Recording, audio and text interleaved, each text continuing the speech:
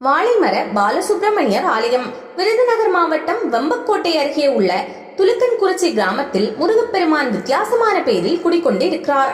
இங்கே வாழைமர பாலசுப்பிரமணிய சுவாமி என்ற பெயரில் முருகப்பெருமான் அருள்பாலிக்கிறார். இங்குள்ள இறைவன் வாழைமர வடிவில் பக்தர்களுக்கு காட்சியளிப்பதும் உலக மக்கள் நன்மை பெற வேண்டி தினமும் இங்கு யாகம் நடைபெறுவதும் இத்தலத்திற்கு மேலும் சிறப்பை அளிக்கிறது. தல வரலாறு: 150 ஆண்டுகளுக்கு முன்பு துலுக்கன்குறிச்சி கிராமத்தில் நேரியப்பர் வீரம்மாள் தம்பதிக்கு மகனாக பிறந்தவர் வேலாயுதம். இவர் தினமும் தனது அன்றாட விவசாய பணிகளை தொடங்க முன் அதிகாலையில் வெம்பக்கோட்டை வைப்பாற்றில் குளித்துவிட்டு வனமூர்த்தி லிங்கபுரம் விநாயகர் கோவிலில் உள்ள முருகனை தரிசனம் செய்வது வழக்கம். அத்துடன் இவர் மூலிகைகளை கொண்டு வைத்தியமும் செய்து வந்தார். அருள்வாக்கும் சொல்லி வந்தார். ஒரு நாள் அதிகாலையில் எழுந்து நீராடிவிட்டு முருகனை தரிசிக்க சென்ற போது வைப்பாற்றில் வெள்ளம் பெருக்கெடுத்து ஓடியது. இதனால் ஆற்றை கடக்க முடியாமலும் இறைவனை தரிசிக்க முடியாமலும் வருத்தத்துடன் இல்லத்திற்கு வந்துவிட்டார். முருகனை தரிசிக்க முடியாத மனவேதனையில் எந்த பணியும் செய்யாமல் வீட்டில் இருந்தார். முருகனின் திருநாமத்தை கூறியபடி கண்ணயர்ந்தார். அப்போது கனவில் இறைவன் தோன்றி, என்னை காண நீ வெகு தூரம் வர வேண்டாம், நானே உன்னை தேடி உன் இருப்பிடம் வந்துவிட்டேன்.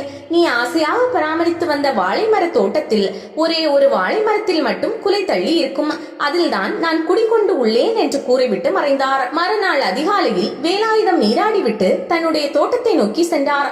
அங்கே இறைவன் கனவில் சொன்னபடியே ஒரு வாழை மரம் மட்டும் குலை தள்ளி இருந்தது. அன்று முதல் தினமும் அதிகாலை நீராடிவிட்டு முருகன் குடிக்கொண்டிருக்கும் வாழை மரத்திற்கு பூஜைகள் செய்து வந்தார். இந்த செய்தி அக்கம் பக்கம் முழுவதும் பரவியது. இதையடுத்து பொதுமக்களும் அந்த வாழை மரத்தை வழிபட்டு வந்தனர். நாட்கள் பல சென்றன.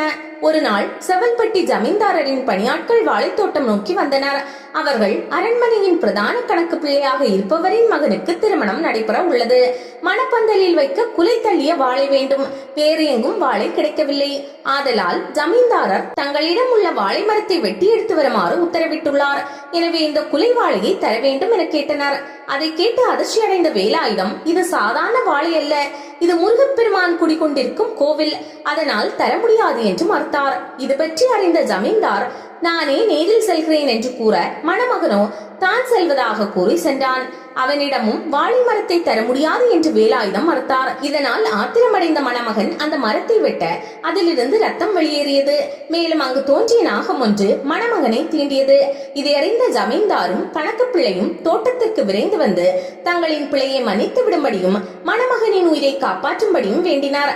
இதையடுத்து வேலாயுதம் தம் கையில் இருந்த பிரம்பை மணமகனின் மீது வைத்து முருகா முருகா முருகா என்று 3 முறை சொல்லவும் அவர் நல்லபடியாக உயிர் பிழைத்தார் என்று இந்த ஆலயத்திற்கு தலவரலாறு சொல்லப்படுகிறது. இந்த கோவிலில் வழிபட்டால் திருமண தோஷம், புத்திர தோஷம் நீங்குவதுடன் விஷக்கடி உள்ளிட்ட பல நோய்கள் அகலும் என்பது நம்பிக்கை. குலம் தழைக்க வாழை மரத்தையே உதாரணமாக சொல்வார்கள். ஆனால் இங்கு இறைவனே வாழை மரமாக இருந்து அருள்வது விசேஷமாக பார்க்கப்படுகிறது.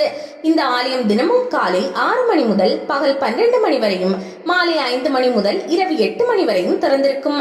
அமைவிடம்: விருதுநகர் மாவட்டம் சிவகாசியில் இருந்து 17 கிலோமீட்டர் தொலைவில் வெம்பக்கோட்டை அருகே துலுக்கன்குறிச்சியில் அமைந்துள்ள இந்த ஆலயத்திற்கு சிவகாசி, சாத்தனூர் ஆகிய பகுதிகளில் இருந்தும் பஸ்கள் இயக்கப்படுகின்றன.